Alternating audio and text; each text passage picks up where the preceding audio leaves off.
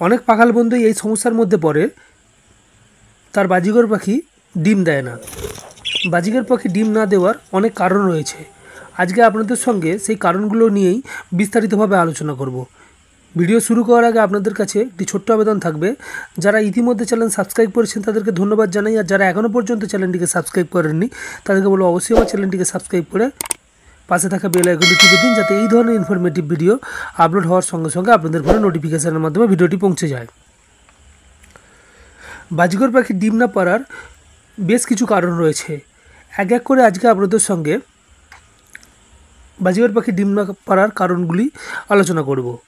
প্রথম যে কারণটির জন্য বাজিঘর পাখি ডিম পারে না, সেটা হচ্ছে পাখিকে যখন আপনারা অন্য বিটারের বাড়ি থেকে বা অন্য পাখাল বন্ধুর বাড়ি থেকে আপনার কাছে নিয়ে আসেন, বা দোকান থেকে কিনে যখন পাখি নিয়ে আসেন, তো পাখির জায়গা পরিবর্তন হয়ে যায়। পাখি এক জায়গা থেকে অন্য জায়গায় আসে। তো যে কোনো পাখি বা যে কোনো প্রাণীর ক্ষেত্রেই এই সমস্যাটি হয় যে সে নতুন জায়গায় এলে সেই জায়গাতে তাদের মানিয়ে নিতে। পাখি হঠাৎ করে নতুন নিয়ে আসার পরেতেই আপনারা যদি বক্স বা হাঁড়ি দিয়ে দেন পাখিকে, তখন কিন্তু পাখি কোনোভাবেই ব্রিডও করবে না, ডিমও পারবে না। তো অবশ্যই আপনাদেরকে একটু সময় দিতে হবে। কিছু সময় অতিবাহিত হওয়ার পরে অবশ্যই আপনার পাখি ওই জায়গায় মানিয়ে নেবে এবং মানিয়ে নেওয়ার পরেতে এগ লে করবে। প্রথম এই সমস্যাটির জন্যই বাজিঘর পাখি কিন্তু ডিম দেয় না। দ্বিতীয় যে সমস্যার জন্য বাজিঘর পাখি ডিম দেয় না, সেটা হচ্ছে সবথেকে বড় একটি সমস্যা, যেটা হচ্ছে পাখি যদি অসুস্থ হয়। পাখি যদি অসুস্থ হয়, বাজিঘর পাখি যদি অসুস্থ হয়, তাহলে অসুস্থ পাখি কখনো ব্রিডও করবে না, ডিমও পারবে না। বিশেষ করে ফিমেল পাখি যদি অসুস্থ হয়, কোনোভাবেই কিন্তু পাখি ব্রিডও করবে না, ডিমও পারবে না। তো অবশ্যই আপনাদের পাখিগুলোকে আপনাদেরকে অবজার্ভ করতে হবে। পাখির মধ্যে কোনো ধরনের সমস্যা থাকলে সেই সমস্যাগুলোকে আপনাদেরকে মেটাতে হবে। বিশেষ করে যারা রুফটপেতে মানে ছাদেতে পাখি পালন করেন, বা যারা আউটডোরে যাদের এভিয়ারি, তাদেরকে পাখিদেরকে একটু বিশেষ খেয়াল রাখতে হয় বর্ষাকালে এবং শীতকালে। কারণ এই সময় ব্রিডিং সিজন চললেও বর্ষাকালে বৃষ্টির জল থেকে পাখিকে দূরে রাখতে হয় এবং শীতকালে পাখিকে ঠান্ডা হাওয়া থেকে দূরে রাখতে হয়। অবশ্যই আপনাদেরকে শীতকালেতে আপনাদের উত্তর দিকটাকে কভার আপ করে রাখতে হবে, যাতে ঠান্ডা হাওয়া পাখির গায়ে সরাসরি না লাগে। যদি পাখির গায়ে ঠান্ডা হাওয়া লাগে, তাহলে পাখি মাঝে মধ্যেই তাদের ঠান্ডা লাগার সমস্যা হবে, এবং এই ঠান্ডা লাগার সমস্যা যদি পাখিদের মধ্যে মাঝে মধ্যে হয়, তাহলে পাখিরা কিন্তু কোনোভাবেই ব্রিড করবে না। শীতকাল অবশ্যই জানেন ভালোভাবেই যে পাখির ব্রিডিং সিজন চলে। তো এই সময় পাখিদের সুস্থ থাকে আপনাদেরকে নিশ্চিত করতে হবে। যদি পাখি সুস্থ থাকে তাহলে পাখি অবশ্যই ডিম পারবে, কিন্তু পাখি যদি অসুস্থ হয়, সেই অসুস্থ পাখি কখনো কিন্তু ডিম দেয় না। তো এই জিনিসটা আপনাদেরকে মাথায় রাখতে হবে। বয়স, পাখির ব্রিডিং বয়স যদি কভার হয়, তখনই কিন্তু পাখি ব্রিড করে। পাখি অ্যাডাল্ট হওয়ার পরেই কিন্তু ব্রিড করে। বাজিঘর পাখির ক্ষেত্রে 6 থেকে 8 মাস বয়স হলে ভালো হয়, কিন্তু 4 থেকে 5 মাস বয়সেই কিন্তু বাজিঘর পাখি ব্রিড করে দেয়। যারা কলোনিতে পাখি পালন করেন তারা এই বিষয়টি ভালোভাবে জানেন। তো অবশ্যই আমাদের পাখির বয়স 4 থেকে 5 মাস থেকে 6 থেকে 8 মাস হতে হবে। যদি পাখির বয়স এর থেকে কম হয়, আপনারা হয়তো বাচ্চা পাখি নিয়ে আসলেন, দোকানদার বললো যে আপনারা বক্স বা হাঁড়ি দিয়ে দিতে পারেন তাদের বিক্রির জন্য, যে বলে আপনাদেরকে পাখিটা বিক্রি করলো, তো আপনারা বাড়িতে নিয়ে আসলেন, এসে হাঁড়ি দিয়ে দিলেন। এই যে জিনিসটা আপনারা করলেন, তো আপনারা ভাবছেন যে পাখি হয়তো কিছু দিনের মধ্যেই ডিম পারবে, তো মাসের পর মাস কেটে যায়, পাখি কিন্তু ডিম দেয় না। তো এরকম একটা সমস্যা হয়। তো আপনাদেরকে প্রথম জানতে হবে যে পাখিরা মোটামুটি 4 থেকে একেবারে 8 মাস, মানে 4 থেকে 5 মাসে ব্রিডে দেওয়া উচিত নয়, কিন্তু পাখিরা কিন্তু 4 থেকে 5 মাসে ব্রিডিং মুডে চলে আসে বা ব্রিড করতে আগ্রহী হয়ে যায়। তো এই বয়সটা যতদিন না হচ্ছে, কিন্তু পাখি কখনোই ব্রিড করে না। এছাড়াও যদি আপনারা একেবারে বয়স্ক পাখি নিয়ে আসেন, পাখির যেমন অল্প বয়স বা ছোট বা বাচ্চা পাখি হলে পাখি যেমন ব্রিড করে না, পাখি যদি বুড়ো হয়ে যায়, তাদের ব্রিডিং এজটা কভার হয়ে যায়, মানে পেরিয়ে যায়, তাহলেও কিন্তু সে পাখি ব্রিড করে না। যদি আপনাদেরকে কেউ বয়স্ক পাখি দিয়ে দেয়, বা যে পাখি থেকে আর কখনোই রেজাল্ট আসবে না, তো সেই পাখি থেকেও আপনারা কখনোই ডিম বাচ্চা পাবেন না। তো এই জিনিসটা আপনাদেরকে মাথায় রাখতে হবে। পরের যে পয়েন্টটি, 4 নম্বর পয়েন্ট, বাজিঘর পাখিকে আপনাদেরকে প্রাইভেসি দিতে হবে।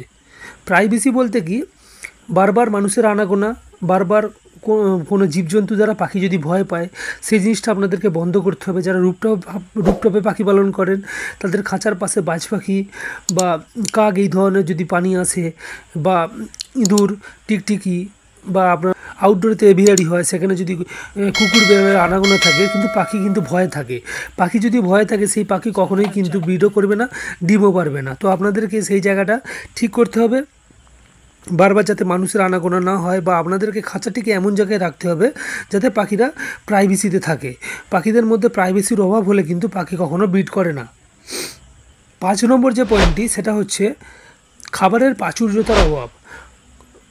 কথাটির মানে হচ্ছে যেটা, যদি যখন ওয়াইল্ডে পাখি থাকে, বাজিঘর পাখি যখন বন্য পরিবেশে থাকে, বা যে কোনো পাখি কি হয়, যখন ওয়াইল্ডে থাকে তখন তার খাবারের প্রাচুর্যতা পায়, তখনই কিন্তু পাখি ব্রিড করে এগ লে করে। কারণ তারা জানে যে তারা এই সময় খাবারের অভাব নেই, তো সেই সময়তে যদি তারা এগ লে করে এবং বাচ্চা উৎপাদন করে, তখন কিন্তু তারা তাদের বাচ্চাকে সহজেই বড় করতে পারবে। তো যদি আপনারা খাঁচাতে খাবার কম পরিমাণে রাখেন, খাবারের অভাব অনুভব করে পাখি, তাহলেও কিন্তু পাখি কখনোই ব্রিড করে না।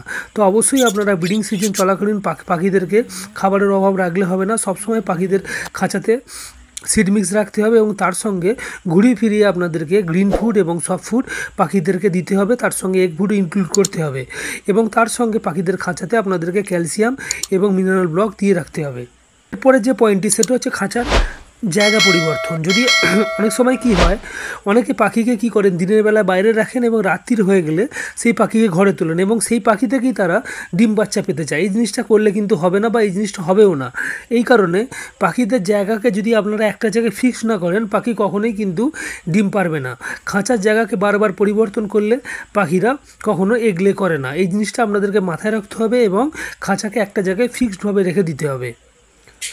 এবং সবথেকে শেষ যে পয়েন্টটি, সেই পয়েন্টটিও কিছু কিছু পাখাল বন্ধু তারা নতুন হওয়ার জন্য করে ফেলে। তারা কি করে, বাইরে থেকে একজোড়া পাখি নিয়ে আসলো, দুটো পাখি মেল পাখি, তো দুটো মেল পাখিকে একসঙ্গে রেখে দিয়ে তারা হাঁড়ি বা বক্স লাগিয়ে দেয়, এবং ভাবে যে পাখি এগলে করবে। দুটো মেল পাখি কখনোই কিন্তু এগলে করে না। যদি দুটো ফিমেল পাখি নিয়ে আসে, পাখি এগ লে করে দেবে, কিন্তু সেই পাখি থেকে, সেই ডিম থেকে কখনোই বাচ্চা আসবে না।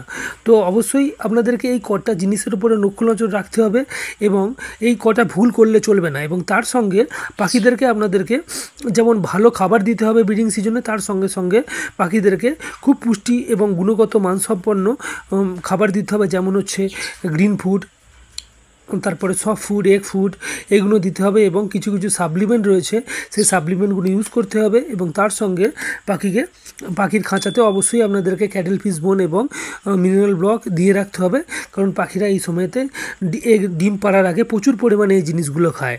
তো অবশ্যই আপনাদেরকে এই জিনিসটা মাথায় রাখতে হবে, এবং প্রত্যেকটা স্টেপকে ভালো করে ফলো করতে হবে, এবং প্রত্যেকটা জিনিসের মধ্যে যে সমস্ত ভুল ভ্রান্তি থাকবে সেই জিনিসগুলোকে আপনাদেরকে ঠিক করতে হবে। যদি আপনারা সেই জিনিসগুলোকে ঠিক করতে পারেন, তাহলে অবশ্যই আপনার বাজিঘর পাখি এগলে করবে।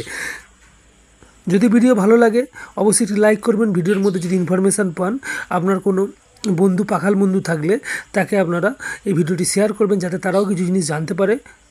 আর যারা ইতিমধ্যে চ্যানেল সাবস্ক্রাইব করেছেন তাদেরকে অসংখ্য ধন্যবাদ জানাই। আর যারা এখনও পর্যন্ত চ্যানেলটিকে সাবস্ক্রাইব করেননি, তাদেরকে বলে অবশ্যই আমার চ্যানেলটিকে সাবস্ক্রাইব করে রাখুন। আমি পাখি সংক্রান্ত এই ধরনের ভিডিও নিয়মিতভাবে আপলোড করি। আর আপনাদের যদি কোনো ধরনের জিজ্ঞাসা থাকে, আমাকে জিজ্ঞাসা করতে পারেন, আমি কমেন্টের মাধ্যমে অবশ্যই উত্তর দেবো। আর যদি কমেন্টের মাধ্যমে উত্তর দেওয়া সম্ভব না হয়, তাহলে আমি একটি ভিডিও বানিয়ে আপলোড করব, আপনারা দেখে নিতে পারবেন। আজকের মতো বিদায় নিচ্ছি। পরবর্তী কোনো একটি দিনে নতুন কোনো টপিক নিয়ে অবশ্যই দেখা হচ্ছে। ধন্যবাদ।